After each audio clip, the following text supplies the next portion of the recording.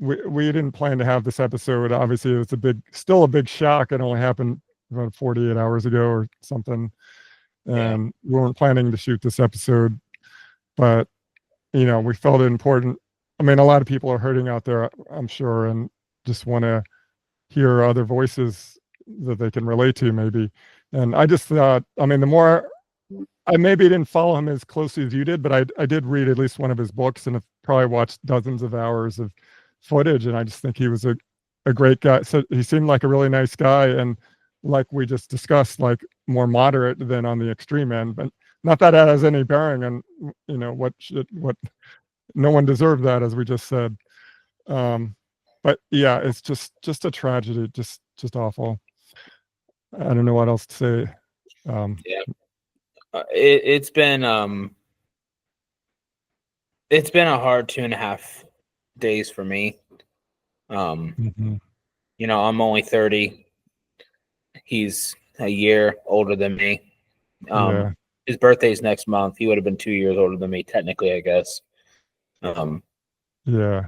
But I mean, the age thing isn't what's hitting me. What's hitting me is that he was the best among us. And he often said that disagreement makes our movement stronger. Right. He often welcomed the arguments among the right because it made us stronger. He often said that disagreeing is fun and it keeps a movement going. He literally would go to a public place and debate other people and be so respectful to those people. Like he wasn't a snapback Ben Shapiro kind of guy who went to humiliate leftists. He wasn't like the I don't even know how to describe it, but he didn't use it as clickbait. Exactly. I mean, he wasn't like Dinesh D'Souza, who did the same thing. He cared about the young people of America. Absolutely. And for them to go after him and call him a fascist, it just proved his point over and over again, how these people just are not educated.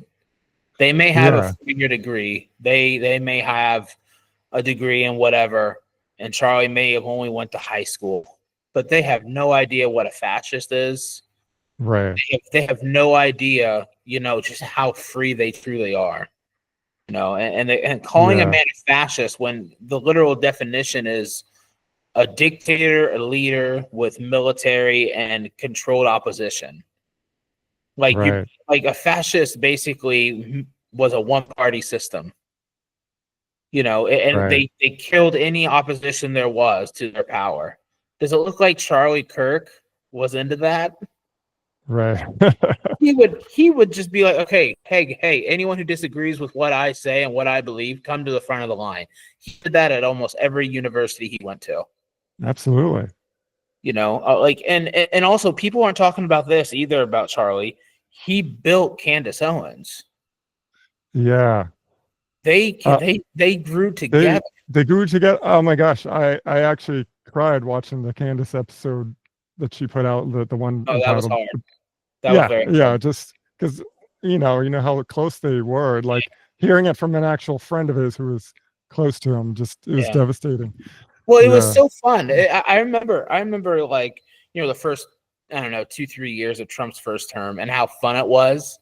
Before COVID, we had the last couple years of Obama were just full of political correctness and race talking and paying reparations and the cops are shooting the black children in the streets, and all this stuff. And all of a sudden there's just this tall white man, young man, and this black fiery woman just showing up on these campuses and just wrecking it, and just not being super. Well, Candace was much more abrasive than Charlie was, but it was just awesome, you know, and I fell in love with it.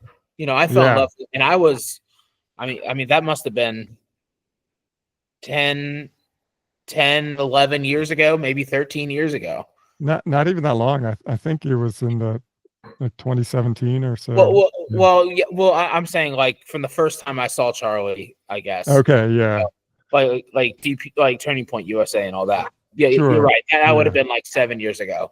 But yeah, they decided to kill the most moderate guy, and a guy that a lot of young men relate to. Yeah. You know, and I relate to him. Like you said, you watched tens of hours. I probably watched hundreds of hours of Charlie. You know, because there comes a time in a young man's life now with social media where we either go to our father for inspiration, or we go to our grandfather for inspiration, or someone close to us, and some of us are search even further, and we look online to people like Jordan Peterson, you know, Charlie Kirk. Some people look to Andrew Tate. That I didn't do that, but some people did. But yeah, Charlie and Jordan Peterson were like the people who I looked up to be like what a man is. And it was really soul crushing when I found out he was dead. Yeah. My son was in the car with me, and I was distraught and sad, and I was pretty broken up. And my 7-year-old asked me why. Oh gosh. Yeah. And I don't know if you have. I know I have. You know, sometimes you get mad at your relatives, or you get mad at your siblings, and you say, "I hate you." You say ignore. You know. Yeah. We've all done that. We've done that. And I told him, and we're driving home from the grocery store, and I told him, I said, I think we're gonna start a new rule where I never wanted to hear you say the word hate again. I said, you can dislike someone all you want, but I'd never want to hear you say you hate someone ever again. Yeah, it's a strong word. Because you speak that into existence, and it goes deep, and it goes dark. And he told me, I didn't know that when I said I hated someone, it meant that like I wanted them dead. And I said, I know you didn't know that. I know you didn't know that.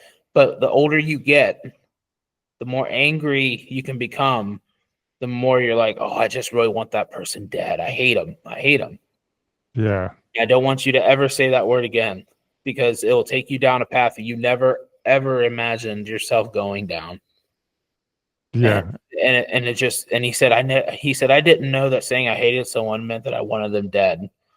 And I said, well, I hope not, because I hope you wouldn't have said that then. Yeah, that's a good teaching moment. Yeah.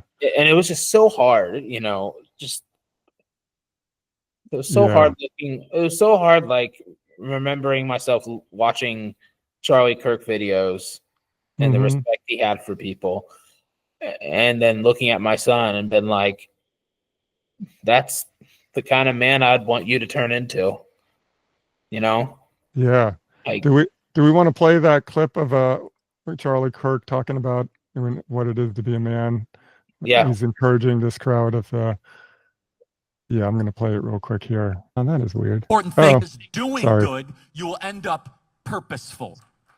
Purpose will give you happiness. You see, we live in a country where they think that purpose, where they think that happiness is pleasure. We know that purpose is above all of this. Serving God, understanding why we are here, that we are made in His image, that there is a struggle of good versus evil. By the way, you're involved in that struggle every single day on the college campuses. Every day you get to fight for what is good and what is true and beautiful. So next time when you're on a college campus, and if you want to be a man, this is what you do. If you want to stay a boy, go and do what your other friends do. But men say, you know what? No, I'm actually not going to go hook up with a bunch of girls. I'm going to save myself for marriage. Actually, I'm not going to go do that. But if you want to go be a boy, go do that. It takes no skill and no talent and no self-restraint whatsoever just to follow your flesh. An animal can do that. A dog can do that. You know what mature people do? Mature people say no to what feels good, and they pursue what is good. And far too often on college campuses, we have these grown boys, and I'm talking to a lot of you in this audience, and it's time for you guys to up your game. It's time for you guys to stop doing just what feels good all the time. Oh yeah, we're just gonna go get, blackout drunk till 2 a.m. and hook up with some stranger. No. If you wanna stay in the lower standard, a miserable cycle of debt and suffering and depression, lack of community, go do that. Instead, on a Saturday night, say, you know what? I'm gonna hang out with some friends that are not gonna drink, are not gonna, engage with this stuff. And then maybe on Sunday morning, I'm gonna go to church, or I'm gonna go to mass, and then I'm gonna go work out, and then I'm gonna study. Who will be happier? You know I'm right. Men, let's be honest. We gotta... Oops. Yep. Yeah, what a great clip. What a positive message. It's really good stuff. Don't do what feels good. Do what is good. Right. But it's an illiberal message. Like if some people, you might say that to some people, they're like, well, don't judge me for doing that. I'm like, well, I'm not judging you. It's not my place to judge you for doing that. That's not the point. It's this where he's encouraging us to strive to be better. And there's nothing wrong with that. Yeah. So, there's nothing wrong with that.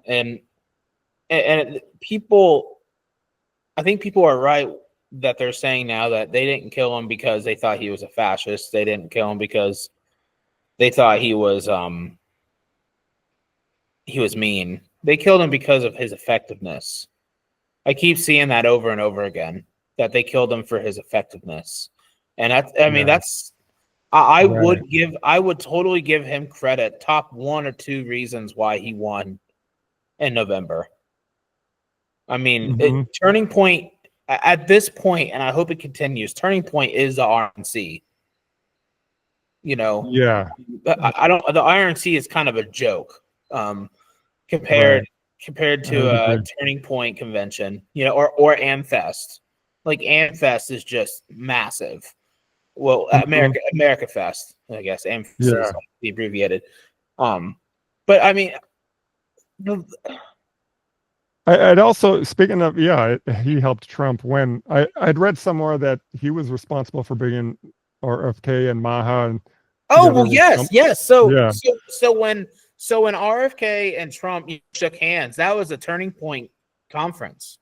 Well, there you go. Yeah, that was in Phoenix. That's a perfect microcosm of Charlie Kirk's work, right there. Exactly. Yes.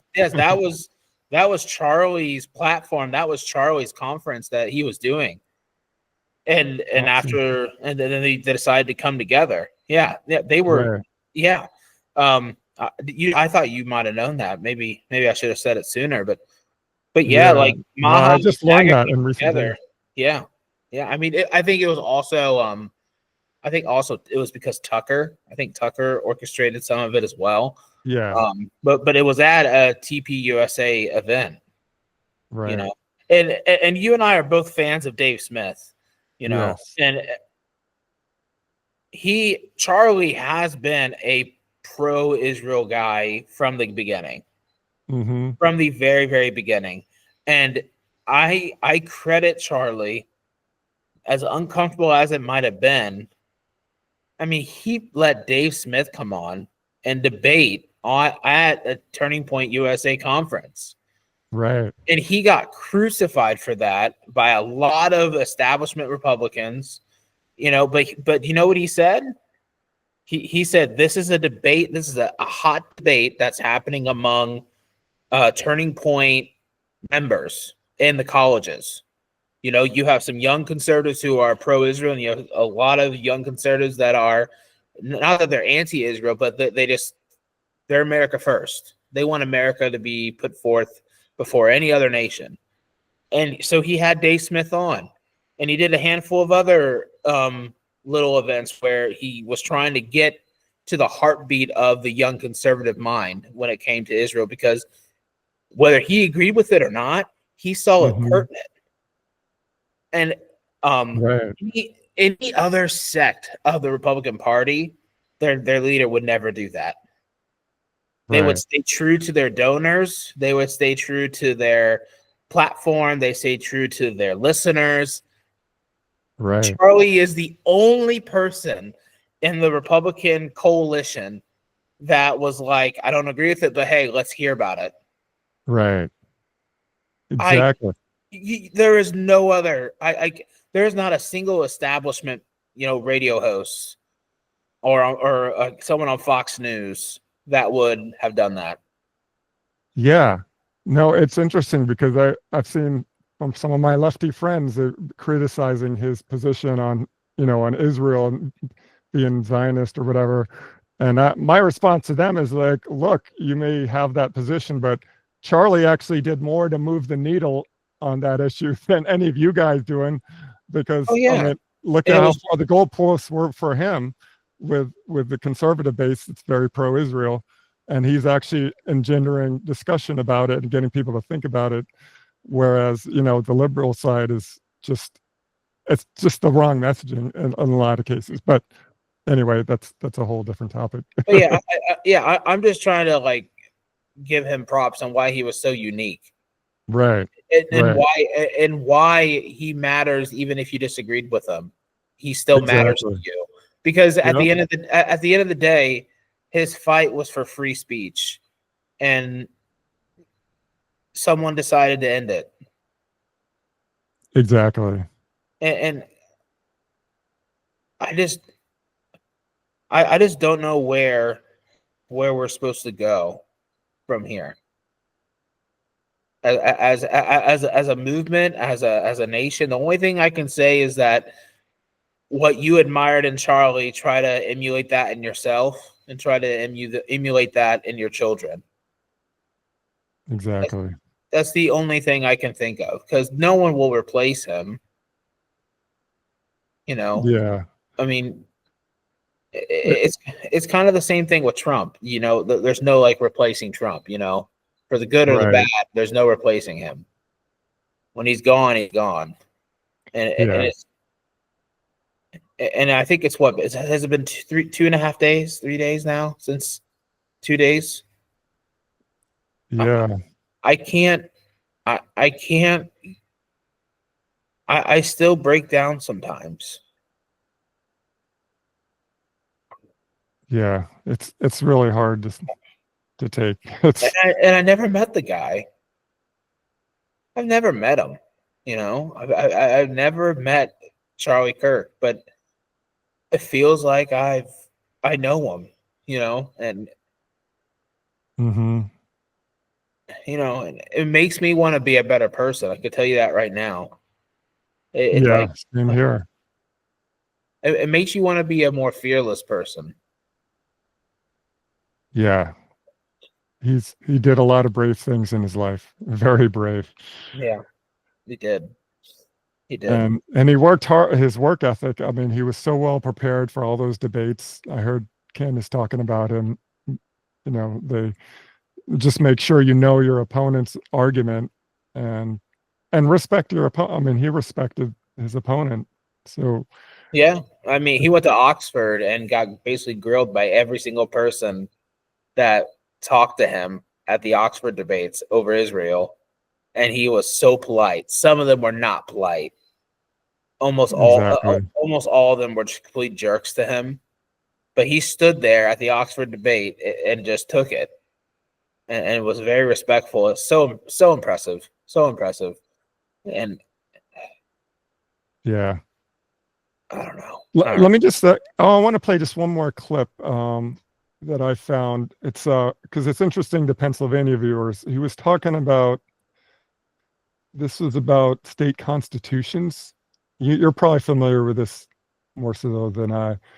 Somebody asked him a question about Christian values. Refers to God four love times in the Constitution. It doesn't refer to God at all, and it only articulates the structure of government. Is common law Christian in nature, or is it not? Remember that we were a collection of states and colonies, and you need to read the state constitutions before anything else. In almost every single one of the original state constitutions, Pennsylvania included, they had I profess Lord and Jesus Christ as my Lord and Savior in the original state constitutions. A common law is an outgrowth of the scriptures. So let's go to 3 principles of common law: due process and jury of your peers, wrapped into the ultimate biblical principle that you shall not favor justice if you are rich or poor, which is the idea of blind justice. We get that in the West, which is incorporated also in the New Testament ideal: neither slave nor Greek nor Jew, you're all one in Jesus Christ, which you get the idea of human equality. These are all biblical ideas. They're not Enlightenment ideas, which is they kind of get conflated at the time. But more importantly than that, they say that God was only mentioned 4 times in the Declaration of Independence. Well, that's a big deal. From faith to faith. Anyway, yeah. That whole video is amazing. Yeah. The guy with the curly hair on the left, his name is Cliff. He travels universities as well, and he does the same thing that Charlie and Ben Shapiro and Dinesh D'Souza do, only it's solely about God. Nice. So Cliff is a really cool guy to follow. He just talks to everyone about God's love, about Muhammad, about Jesus. I mean, he talks about anything and everything religion. So that's one of my favorites too. I was thinking about that one too. Yeah. Do you mind a second? I'm just going to switch to my phone here because I'm.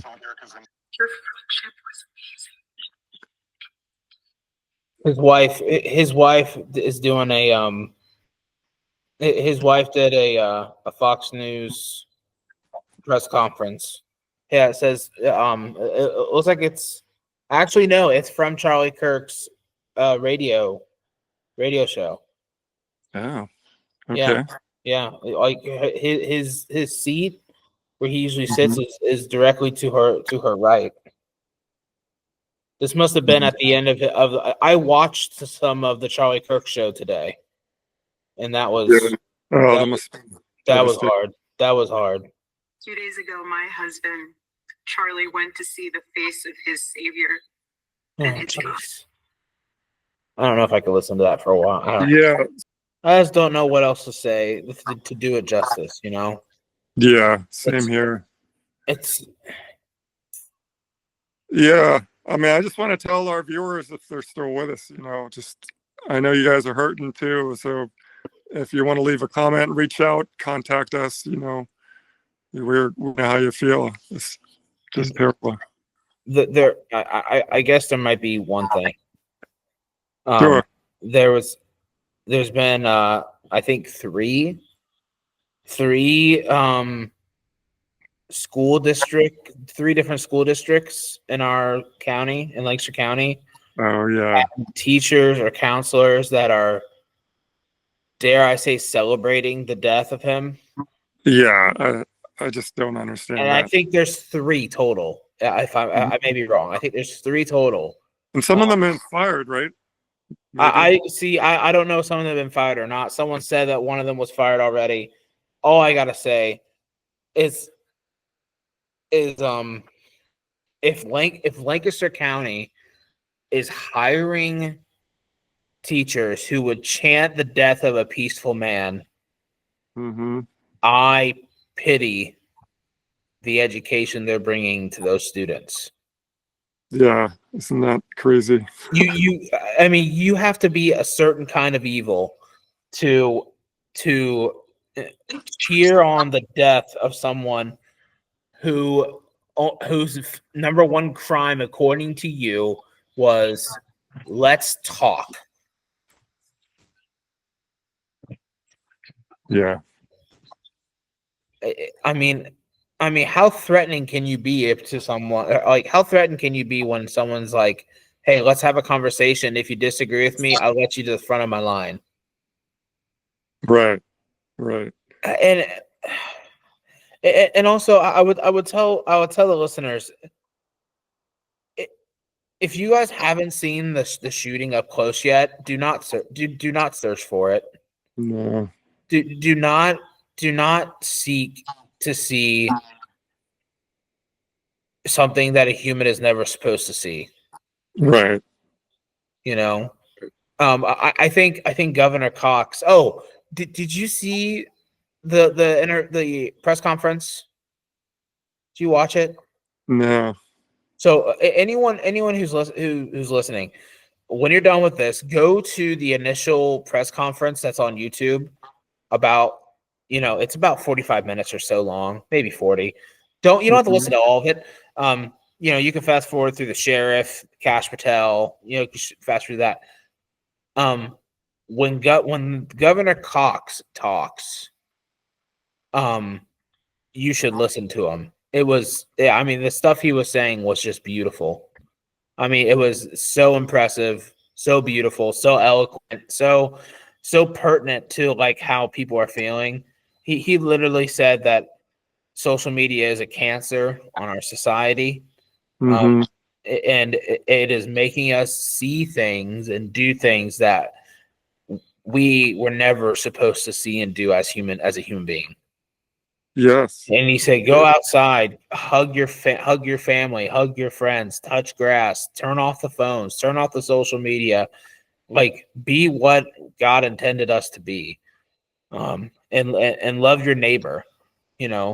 We all have differences, but the more I'm basically paraphrasing what he said, but the more we connect on a physical level between each other, whether we agree with someone or don't, the more that we get to know them as people, stop using these broad generalizations of who these people are, the more humanizing they are to us. Yes. These screens, I think some people call them these black mirrors, are pulling us apart. And we are starting to see people not as other human beings, but as roadblocks to what we're trying to get to. 100%. I remember this after 9/11, and I know 9/11 just happened, but I remember being a 5-year-old or 6-year-old, however old I was, and the dehumanization that our nation put Arabic people through was horrible. Yes. Horrible. And I didn't know it then, I just remembered seeing it, and I thought that was the right thing to do. Because I was just following my parents' footsteps, right? Like and back then it wasn't even that bad, but it was so easy, wasn't it? How old were you when 9/11 happened? 27, 28. Yeah. So like, was it easy for you to basically dehumanize the Arabic people? Not for me, because I have Arabic friends. Well, there you go. There you go, right there. Right, because I knew. For the people who didn't have that luxury, it was really easy for the Midwestern people to be like, why are we even just being in Iraq? Why don't we just nuke the whole place? Right. Like I remember people saying that, like they're worthless scumbags. Like they don't like us because we're free, Right. Just that propaganda, right? Yeah, all that propaganda. Yeah, it whipped people into a mob mentality. Yeah. So like, what Governor Cox what he said was so beautiful and so pertinent, and I just want to say, like, to Charlie, who it probably is not concerned with what I'm saying to him right now because he's in heaven, I just want to say to him and to his family and the Turning Point, thank you. Thank you for making me love talking to people, like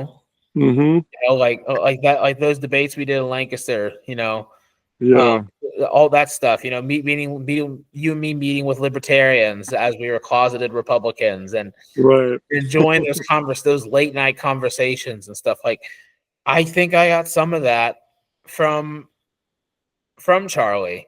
Sure. I love conversating with people. Even people I didn't disagree, even with people I didn't agree with, it was always fun. Even if someone disagreed with me, I thought it was fun to have the talk.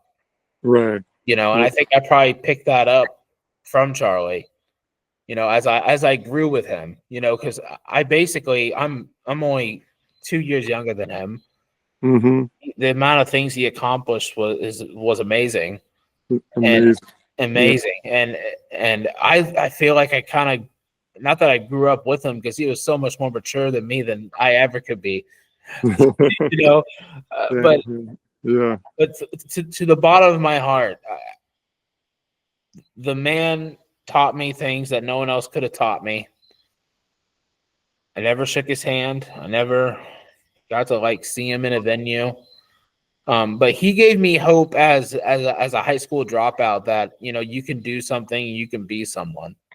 He didn't go to college, and yet he was at college, and he was educating college students. He gave me hope for the blue collar man. Yeah. So I don't know what else to say. Yeah. But just thank you to him. Thank you to his wife and his kids and the sacrifice he made. And yeah, that's all I want. Beautifully said. I don't have a whole lot to add to that. I mean, yeah, I'm grateful for Charlie and his work also. And I think one thing might be helpful to remember going forward. I mean, I'm sure a lot of people are feeling anger right now also at the conditions that led to this, and maybe some of the people who are kind of on the other side of the political spectrum who may be engendering those conditions. I mean, I think it's important to remember Jesus' words, forgive them for they know not what they do. And I think that's what Charlie would have wanted to. So important to remember. Absolutely. Yep. All right. Yeah, I guess maybe we'll end there. That's good stuff. I mean, not good. It's a shame we had to have this episode, but hopefully if this gave anybody a bit of cathartic healing or whatever, that's great. Then we did our job on this podcast, hopefully. But yeah, thanks everyone for listening, and we'll talk soon. Take care. Peace.